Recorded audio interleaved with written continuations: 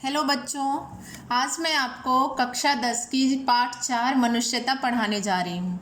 यह एक कविता है जिसके कवि हैं मैथिली शरण गुप्त। आप देख सकते हैं यहाँ मैथिली शरण गुप्त का यहाँ चित्र है। इनका मैथिली शरण गुप्त का जन्म सन 1886 में हुआ था। स्थान चिरगांव, जिला झांसी। ये झांसी में जन्म लिए थे। इनका जन्म हुआ था 1886 में और इनकी कविता मनुष्यता अभी हम पढ़ने जा रहे हैं। पहले मैं आपको ये बता दूं कि मनुष्यता का अर्थ क्या होता है। क्या होता है मनुष्यता का अर्थ? तो समझने के लिए मैं आपको ये बताऊं कि मनुष्यता का अर्थ होता है इंसान के अंदर की अच्छी भावना, जो दूसरों के दर्द को समझे, दूसरों की मदद करे, वही होता है मनुष्यता की भावना। बच्चों, यहाँ मैं आपके सामने गुप्त जी की कुछ रचनाओं के बारे में चर्चा करूँगी। देखिए, मैथिली शरण गुप्त की कुछ रचनाएं यहाँ पे। गुप्त जी एक साधक कलाकार थे। उन्होंने अपने विलक्षण प्रतिभा का आश्रय लेकर हिंदी साहित्य को अनुपम ग्रंथ रत्न प्रदान किए। उनकी प्रमुख रचनाएं निम्नलिखित हैं। रचनाएं मतलब उनके द्वारा लिखी गई पुस्तकें।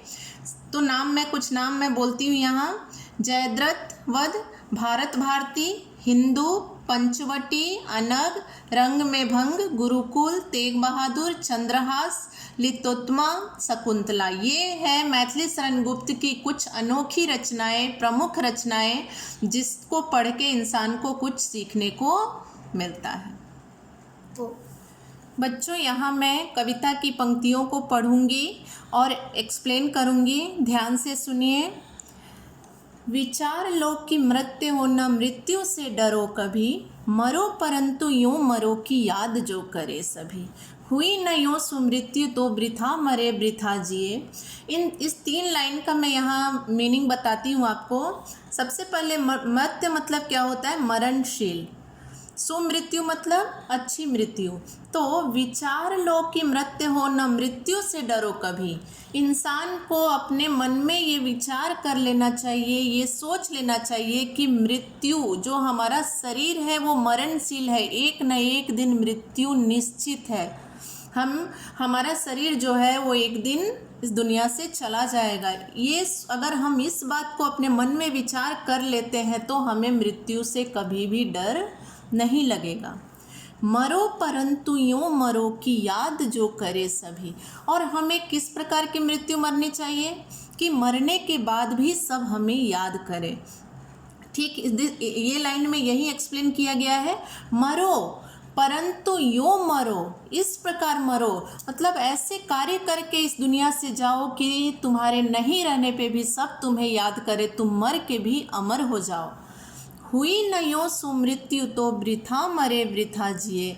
अगर ऐसी मृत्यु नहीं हुई, ऐसी अच्छी मृत्यु नहीं हुई, तो इस दुनिया में हम बेकार आए और बेकार ही इस दुनिया से चले गए।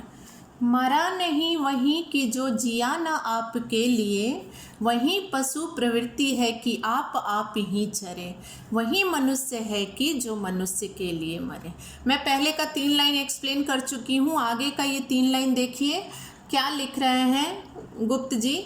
मरा नहीं वही कि जो जिया न आपके लिए, वो इंसान इस धरती पे रहते हुए भी मृत के समान है, जो किसी और के लिए नहीं जीता है, जो दूसरों के काम नहीं आता है। वही पशु प्रवृत्ति है कि आप ही चरे, और वो इंसान पशु के समान है। देखिए, पशु प्रवृत्ति का अर्थ है पशुओं जैसा स्वभाव। तो वो इंसान जो सिर्फ आप ही चरे, अपने बारे में ही सोचता है, उस इंसान को हम किसके समान बता सकते हैं? पशु के समान, जानवर के समान, क्योंकि जानवर सिर्फ अपने बारे में ही सोचता है। तो इस धरती पे रहकर इंसान अगर सिर्फ अपने बारे में सोचता है तो वो इंसान पशु के समान है।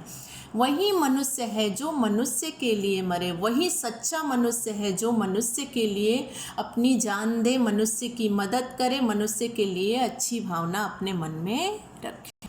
तो बच्चों, एक बार और हम इस पूरे 6 लाइन की व्याख्या को पढ़ लेते हैं। ध्यान से सुनिए। कवि कहता है कि हमें यह अच्छी प्रकार से समझ लेना चाहिए कि हमारा जीवन मरणशील है, अर्थात सभी को एक न एक दिन अवश्य मरना है। मनुष्य को यह जानते हुए भी कि मृत्यु से कभी नहीं डरना चाहिए। मतलब इसका अर्थ क्या है कि यदि मृत्यु हमारी निश्चित है तो हमें मौत से डरना नहीं चाहिए। मनुष्य का जीवन ऐसा होना चाहिए कि उसके मरने के बाद भी उसके सद्गुणों के कारण लोग उसे याद करें। यदि मनुष्य की ऐसी अच्छी मृत्यु नहीं होती तो उसका जीना और मरना दोनों ही व्यर्थ है।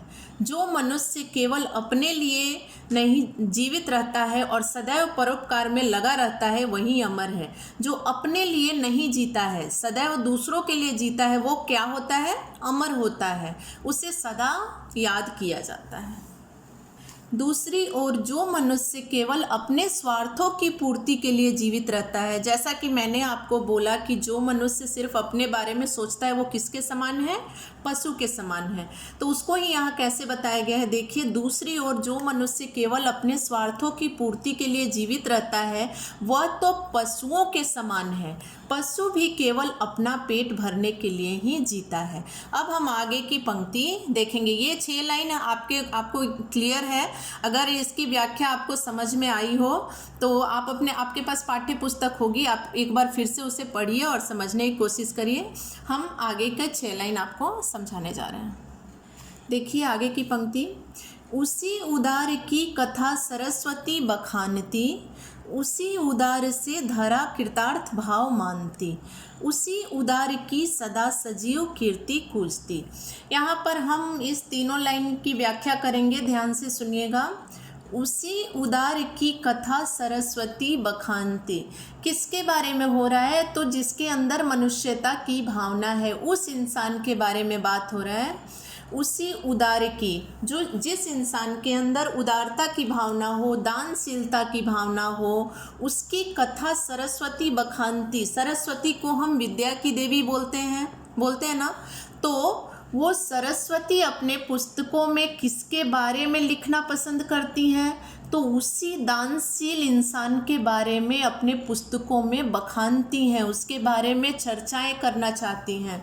उसी उदार से धरा कृतार्थ भाव मानती, वही इंसान जिसके अंदर मनुष्यता की भावना है, जो दानशील है, जो परोपकारी है, उसको पृथ्वी भी अपने ऊपर बहुत आभार मानती है। पृथ्वी के ऊपर वो बोझ नहीं रहता है इंसान, पृथ्वी उसे अपने ऊपर पाकर कृतार्थ मानती है। कृतार्थ का मतलब है आभार, मतलब सुख का अनुभव करती है पृथ्वी। वैसे इंसान अगर इस धरती पे रहते हैं तो इस धरती को भी सुख का अनुभव होता है। उसी उदार की सदा सजीव कीर्ति कूजती।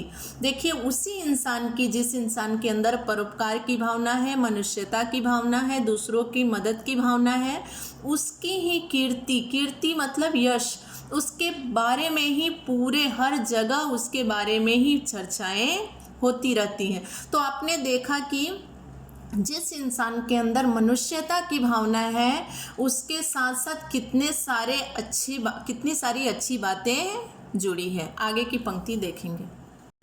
तथा उसी उदार को समस्त सृष्टि पूजती, अखंड आत्मभाव जो असीम विश्व में भरे, वही मनुष्य है जो मनुष्य के लिए मरे। देखिए आगे की 3 पंक्ति का क्या है? उसी उदार को समस्त सृष्टि पूजती। देखिए, उसी इंसान की जिसके अंदर मनुष्यता की भावना है, दानशीलता की भावना है, परोपकार की भावना है, सारे अच्छे गुण हैं, उस इंसान को समस्त सृष्टि मतलब पूरा संसार पूजता है, उसके बारे में अच्छी बातें करता है, उसके ही गुणों, उसके ही जो बनाए रास्ते हैं उसे देखकर वो चलना चाहता है। इसका मतलब है कि पूरी दुनिया उसे पूजती है। अखंड आत्मभाव जो असीम विश्व में भरे, वो इंसान अपने कार्यों द्वारा पूरे विश्व में एक अच्छी भावना भर देता है, एक अच्छे गुण का संचार कर देता है। वही मनुष्य है जो मनुष्य के लिए मरे, वही सच्चा मनुष्य है, वही इंसान सबसे अच्छा है जो दूसरे मनुष्य के लिए अपनी जान दे, दूसरे मनुष्य की मदद के लिए सदैव तत्पर रहे। अब मैं पूरे 6 पंक्तियों की व्याख्या कर रही हूँ, ध्यान से सुनिए। कवि कहता है कि जो मनुष्य दानशील प्रवृत्ति का होता है, दानशील का अर्थ है जिसके अंदर दान की भावना है, जो किसी को कुछ देने के लिए सदैव तत्पर रहता है, हमेशा तैयार रहता है, उसका सदैव गुणगान होता है। उसी दानशील मनुष्य का पृथ्वी भी आभार व्यक्त करती है। ऐसे मनुष्य के यश की मधुर ध्वनि चारों दिशाओं में गूंजती रहती है। वह मनुष्य संपूर्ण विश्व के लिए पूजनीय हो जाता है।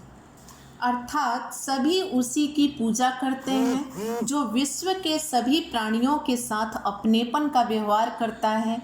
कवि पुनः कहता है कि जो मनुष्य दूसरों की सहायता करता है वही सच्चा मनुष्य है। ये लास्ट पंक्ति जो आपने देखी है कि वही मनुष्य है जो मनुष्य के लिए मरे, तो वही सच्चा मनुष्य है जो दूसरे मनुष्यों की सहायता के लिए सदैव तत्पर रहे। तो यहाँ पर आपने देखा कि पूरे पहले पद की 6 पंक्ति और दूसरे पद की 6 पंक्ति की व्याख्या मैंने की। आज के लिए बस इतना ही। ये 12 पंक्तियों को आप फिर से एक बार पढ़िए और समझने की कोशिश कीजिए। आज की कक्षा के लिए इतना ही। धन्यवाद।